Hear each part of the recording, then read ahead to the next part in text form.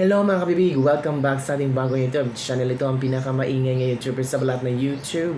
Ako si Kabibig maglabag-labag na tao with evidence. Parang nauutal si Secretary Vince ang DPWH sa mga questions ni Jessica Soho.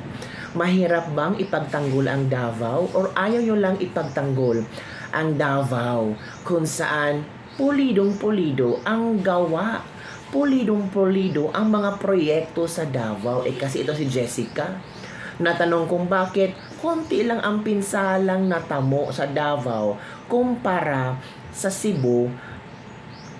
Talking about infrastructures, talking about the road, mga kabibig.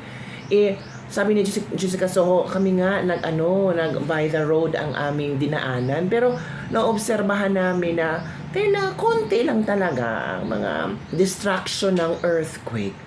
Hala ka mga kabibig. Nauutal si Secretary Vince. Parang hindi niya alam kung ano isasagot. Tapos ang kanyang explanation mas malakas daw ang lindol doon sa Cebu kumpara sa Davao. Yung ibang lugar nga, mas malakas nga ang lindol sa Cebu kumpara sa ibang lugar. Marami ding distraction of buildings and public properties. Nako, si Secretary Vince, para yatang nauutal ka. Mahirap bang ipagtanggol na maganda talaga at pulido talagang pagkagawa ang mga proyekto sa Davao? Napanood nyo na ba kabibig? Eto kabibig, panoorin natin. Trending ito ngayon. Eto. Nagbiyahe po kami from Davao City to here. Considering na malakas yung lindol, wala ho masyadong visible na damage. Bakit ho kaya? Despite the two doublet daw ho, dalawang malakas na lindol. I cannot say. Pero bakit ho? I cannot say. Well, awa ng Diyos. Awa ng Diyos. Okay tayo dito. Okay ho pagkakagawa kaya ng mga structure? Ganun po It's ba? possible, or maybe it's also because the effects of the quake were not as strong as the one in Cebu. No? But we will leave that up to the PhilVox and the expert. Tama ho ba isipin na dahil handa yung mga tao o sanay na sila sa lindol this part of Mindanao, kaya wala hong masyadong casualties and damage Katulad to ng property? sinabi ni Sec Vince kanina, hintayin siguro natin kung ano yung tama talagang assessment. Pero siguro, dahil na rin sa biyaya ba ng Diyos, nagpapasalamat kami na hindi masyado malaki. Hindi sila pwede, parang makikita mo parang hindi sila pwedeng magsabi ng maganda tungkol sa Davao. Ang pinakamaganda lang nilang sasabihin na sa awa ng Diyos, walang nangyaring masama. They will not say na maganda ang pagkagawa ng mga structure sa Davao. May it be private buildings or public infrastructure. Malakas ang naging lindol sa Davao region. Umabot sa Davao na malaki din ang intensity. Wala man silang makita kahit mga cracks. Pero wala pa rin sasabihin na maganda.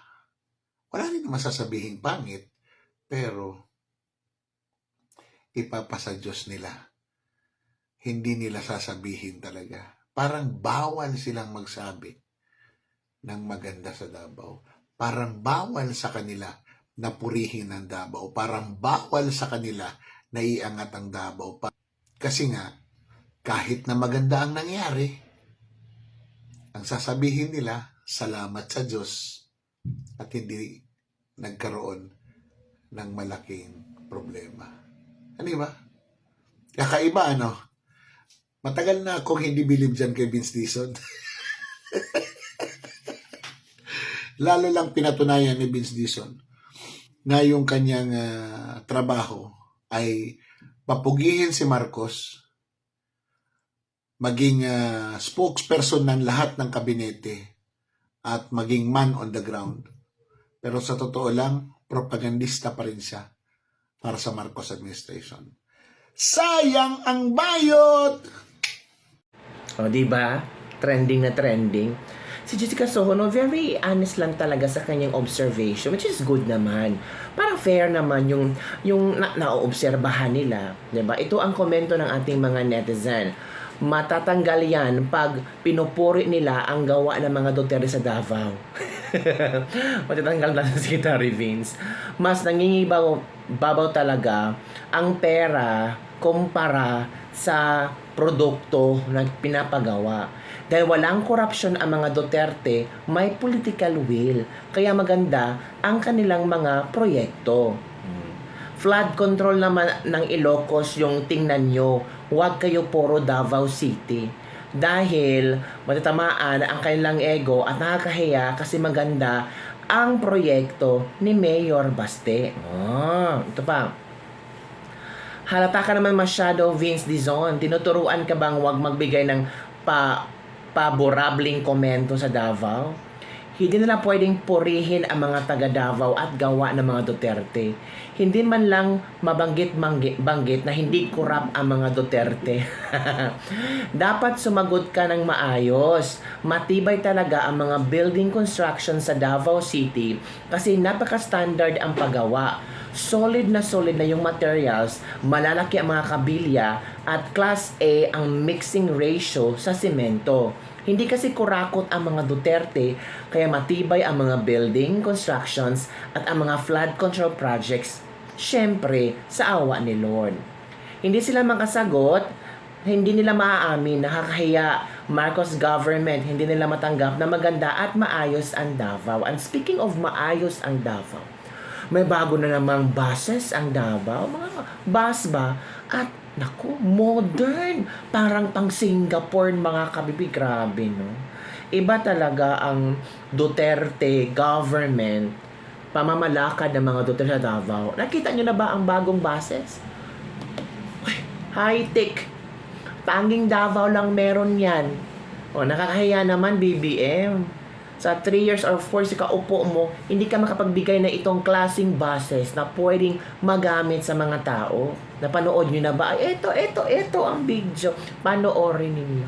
So magandang araw sa atin Davaoeños and mga boss. So ngayon ay nandito tayo sa may Ikulan Terminal Garage area na kung saan po kakarating pa lang po ng DC buses procured by the one and only Davao City government. No? So ito mga boss ay procured or wala nang ibang nag-initiate dito kundi ang Davao City local government only. So grabe, 10 na buses po, no? DC buses at ito mga boss ay libreng-libre.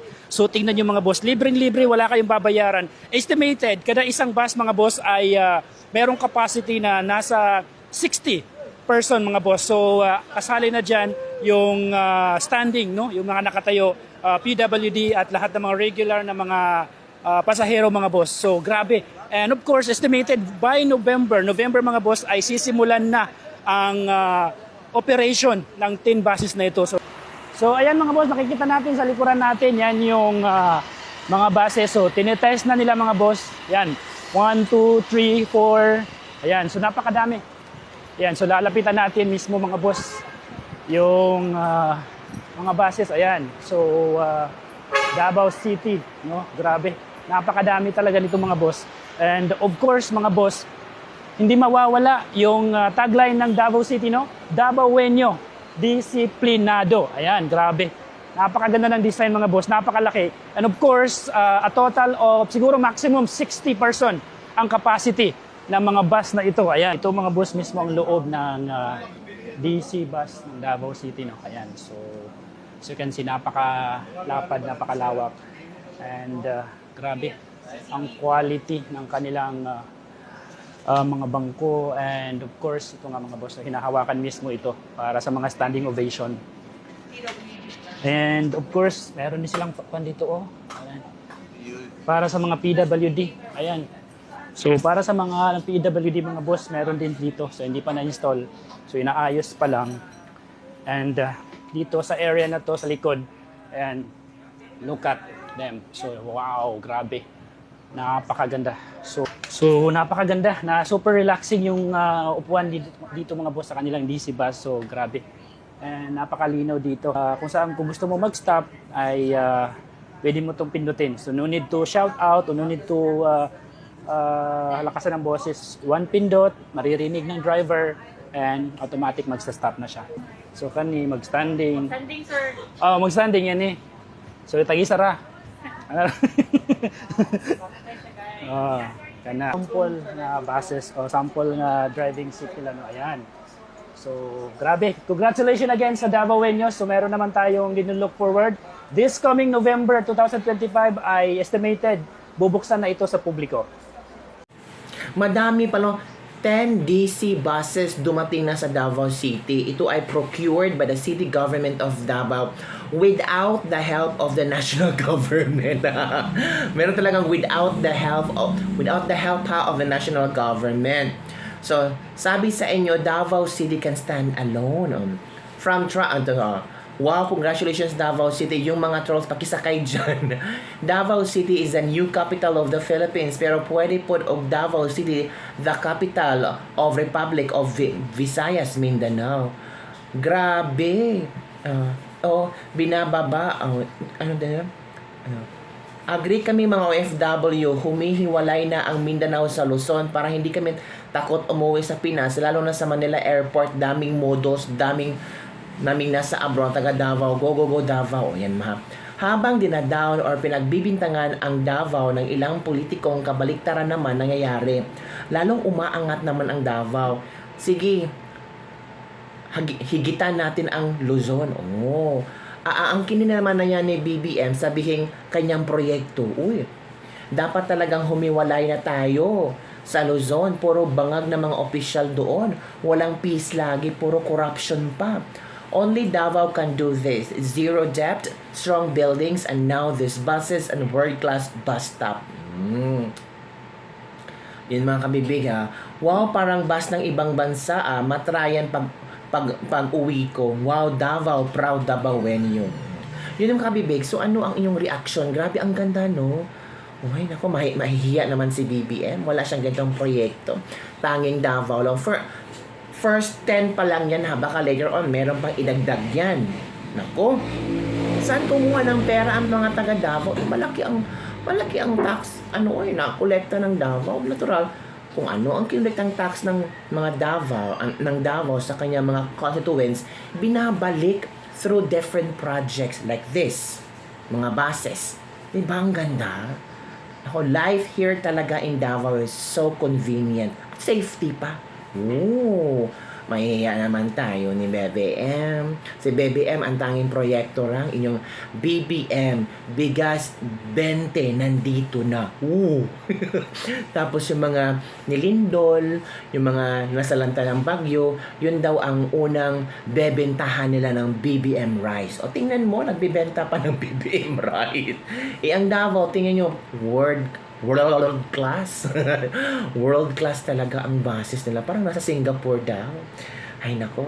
Yun lang kabibig ang ating latest live for the day. Don't forget to like, subscribe, and share this video para sa mga latest trending news na ating pag-usap-usapan. Gusto mo na agree ka ba na kailangan ng humiwalay ang Visayas at Mindanao sa Luzon? Comment down below. Bye everyone. See you next time.